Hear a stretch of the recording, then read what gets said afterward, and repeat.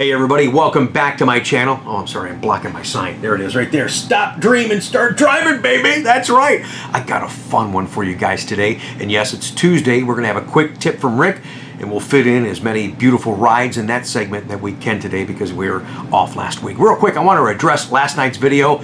You're probably thinking, well, I don't understand why it's such a big deal that you guys as a dealer are going to the hands-on training to drive the C8 mid-engine 2020 Corvette.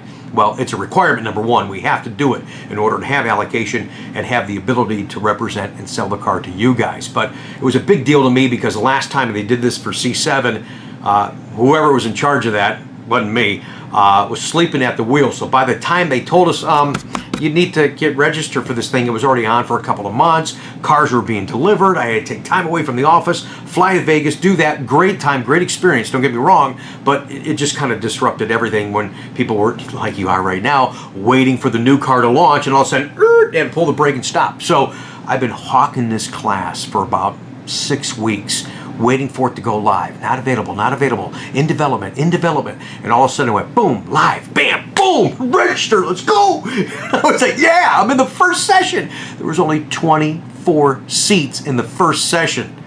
You know how many Chevy dealers there are out there. You know how many salespeople there are out there. I mean, that's a big deal. I was just happy because I want to, yes, I want to go and drive the car, and it's going to help me. So it helps you guys indirectly because the people representing the car pick if you do it right and you don't go there with a big old head. No, I'm going to show you how to drive. Now sit down and shut up. I love listening to these guys. I love learning, and I learn so much. So I can't wait to share that with you guys once I get back from the class. I didn't want to miss out on this opportunity and then it be springtime when the car's just launching and then I got to leave and go to Nevada. No, this is going to be a good thing. So it was just exciting. I had dealers calling me because it was difficult to find this class. Hey, I'm sorry, Rick, to bother you, but man, I saw that you're going to the class. Where is it? I can't find it to register. It's just, see how tough some of this is on the backside of things? That's why I love the channel, because I can share my passion for Corvette and some of the crap that we got to go through to represent it for you guys. All right, so quick tips coming up, rides coming up in just a second. I got to continue the thing we did last Friday. You guys are awesome. How many times have I said I love the participation from you on the channel? So true today. You're going to love this fun segment. So silly and just really make you think. Now, when we were talking about the video, finding logos in odd places. Number one, thanks to the email from Ken, found it on Dr. Phil's forehead. All right, so here it is. The logo, if you look at it without anything superimposed on there, there's Dr. Phil's forehead. And yes, there is a Corvette logo in his forehead. And then I kind of took it a step further and I'm laying on the floor of my hallway. I just talked about that on Friday and boom, there it is. You can't quite see it. Let's little ring around it. There you go. Superimpose an emblem. Yes, there's a logo embossed in my ceiling. How about that? Then I asked you guys to send in logos, go home, go to your office, look around in different places to see if you could find Corvette logos. And sure enough, you did. At first, I just want to acknowledge the picture I got from someone in the 256 area code. Thank you. This is a picture his son drew for him, and it's the Corvette logo on the front of a Millennium Yellow Corvette. I really appreciate that. So we're going to start off with some weak ones, and then we'll build up to the very best one. So please watch these. You guys are going to, this is interesting stuff, and it's going to make you start going around your home and your office, and you're like, yeah, I didn't really think about doing it. After you see today's video, you're going to do it. So if you find some stuff, send it to me. Maybe we'll do a part 2 of this. So the first one, a little weak. The only one I didn't get, and it came from Anthony in New Jersey. Sorry, bro. I looked at these pillows. He says, hey, Rick, man, you look at these pillows and it kind of looks like a C8, eh? Yeah? What do you think? I think you're nuts. It looks like some nice pillows. All right, the next one's a little bit of a stretch, but it's neat how he drew in the correlation of another object into Corvette. So it's not a Corvette emblem, but Tom in Texas, nice job. The little swoosh in the NASA logo looks like the outer perimeter light, the headlight on the C8 Corvette. So Tom, nice job on that. Thanks for watching, and thank you for submitting that.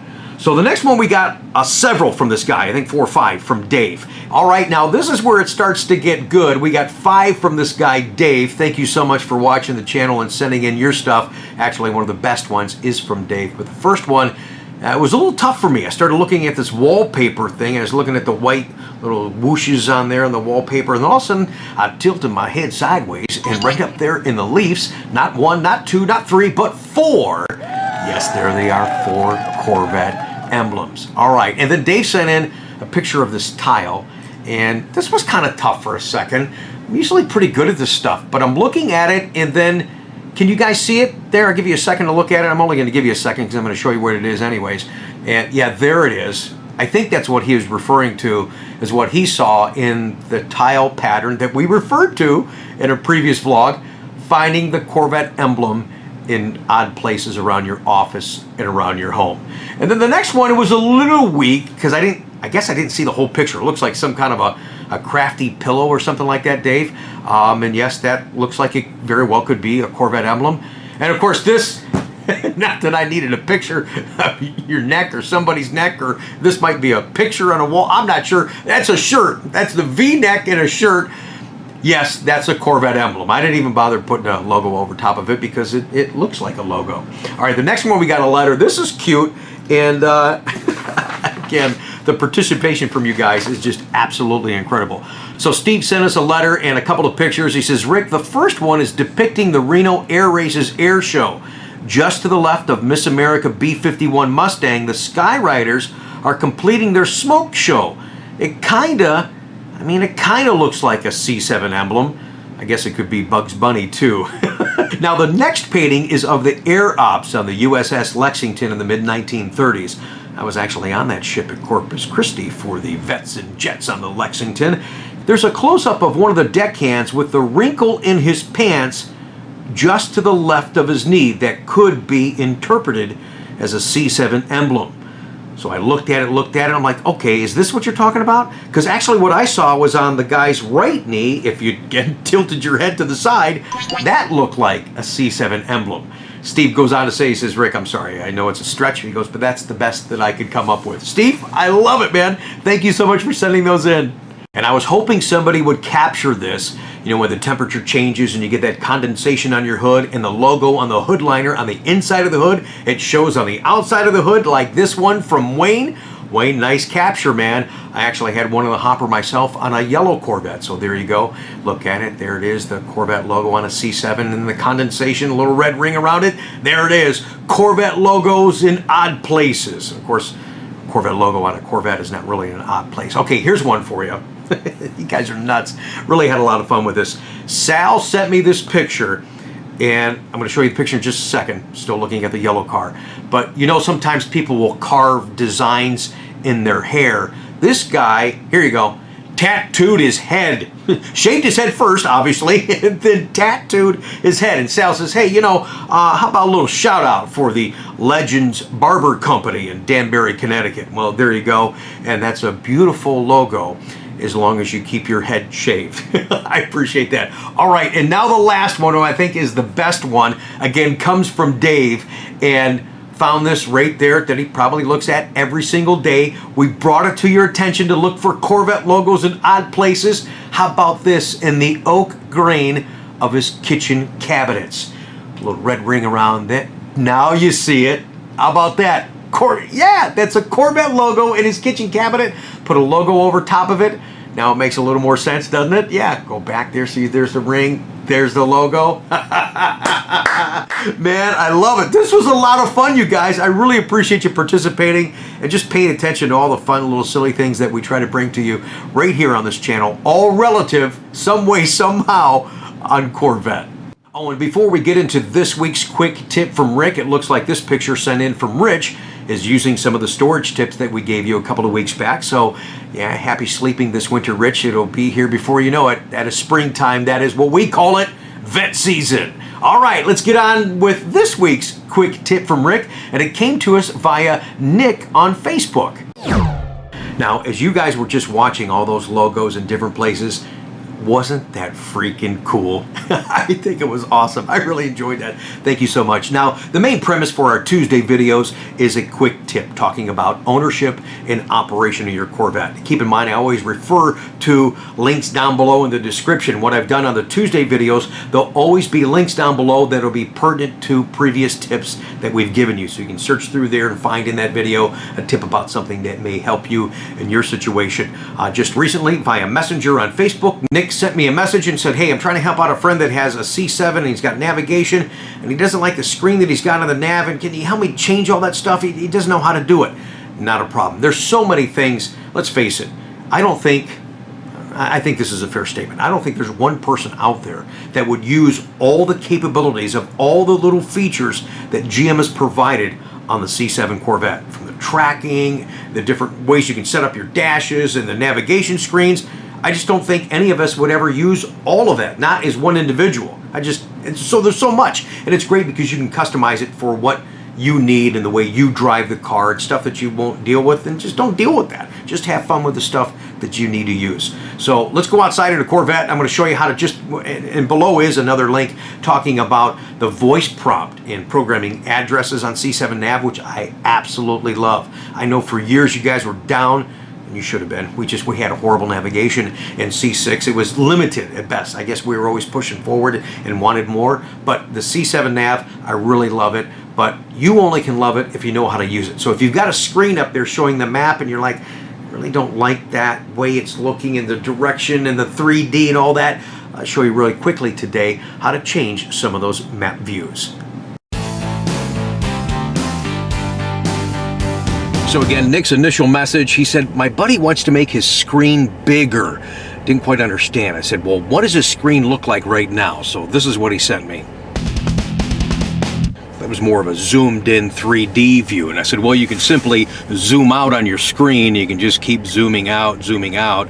Right now we're in 3D screen right now, in fact. And after talking to Nick through Facebook, he says, no, that's not what he wants. I mean, look, you can zoom all the way out. Yeah, like this is going to help you when you're trying to be navigated. You're 25 miles away, 50 miles away, 100, 250. Okay, that's enough. All right, so let's zoom back in and give you an idea, because sometimes when you get into these navigation screens, and I told you before, check out the other video link down below where we talked more about how to program a route on your C7 navigation, which I just absolutely love. And I know it's tough. A lot of people still aren't into the nav. I'll just use my phone if I actually need to be navigated. Okay, that's fine. But he wanted to change this 3D view. So you got to come down here to the menu, tap that, and then come over to map view. And you've got a lot of choices here. Here's your scroll bar. So we're currently in 3D view. You can change it to a head up view. You can see how it changes right there instantly. You can go over here to a north up view. Let me just go back for a second and zoom this out a little bit better for you guys. Okay, so now let's go back into the menu. See how that changes already? You go into the menu, map, oops. I'm trying to do this behind the camera, sorry. There's map view. And there's even a thing you can change more stuff in here, the day-night mode. All right, it's set to auto, so during the day it's a little brighter, but if you're in night mode, driving around during the day, I don't know, maybe you like that. You can switch it over, but in auto, when it gets dark, it'll actually go over to night mode so the screen's not too bright at night and just distracting you inside the car. Oops, I want to change that back. So there's your north up view, but just one thing you can keep in mind, if you're in the 3D view, maybe you didn't like that because, you know, we're not in a big area where there's a lot of buildings, but you can actually change the buildings on or off right down here in the 3D mode, where if you don't want to see the buildings. I mean, it's totally up to you. So play around with your views, go back to your main screen, just kind of zoom out. You know, sometimes people just like to view things this way. You know, the people like to view it like this are the old school folks that used to have those book maps and you just like to look down and flip through it. So this is what is comfortable for you as far as navigating through things. So if you like this, hey, you got some choices. Go through your menu, change your map view. I think that's very helpful. Another quick tip for you here, when you're on your home button down here in the hard keys, sorry you can't see it in the camera, but you hit that, that's your main home screen. Say you're listening to the radio. You want to go to your nav. You don't have to hit that home button and then, you know, hit that nav button there. What you can simply do is use these quick keys up top here. Boom, hit that. You're right to your navigation screen. Boom, you can go over to your phone thing. Boom, right back to your audio. All right, so hopefully that helps you guys today. Like I said, just get in here, play around with this nav.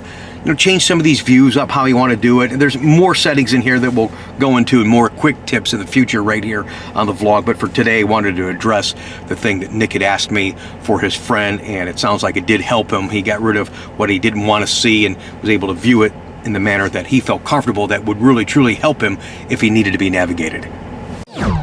So at the end of every Tuesday video, I love to feature your beautiful rides. Like we talked about today, I love the participation from you guys. You actually can intro this segment if you wish to do so. Simply text that to me, the video intro for your beautiful rides, like Mark did from Arizona. Mark, get us started, man. We've got some great rides to share this week. Hey, Rick, everyone. It's Saturday morning here in Phoenix, Arizona, and guess what? 2017 Stingray convertible just detailed and ready to go.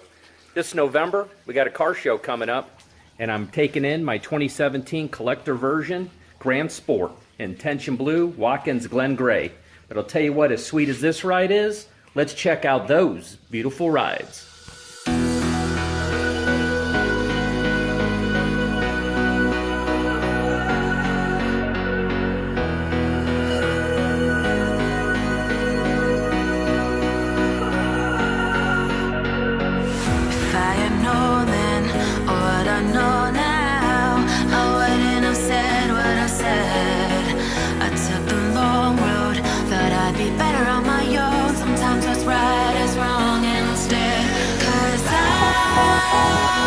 I was too young, and I didn't understand that you were the one, and I can't wait to see you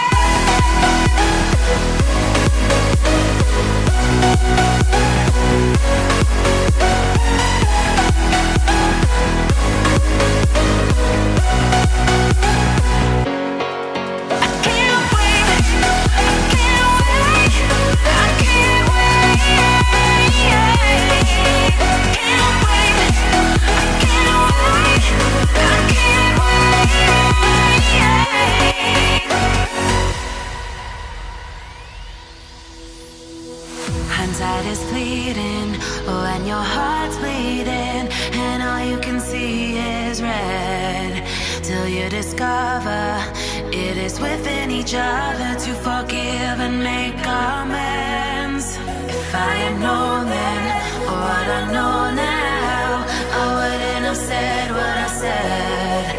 I took the long road, thought I'd be better on my own. Sometimes what's right is wrong instead, 'cause I was too young, and I didn't understand that you were the one, and I can't wait to see you again. Oh,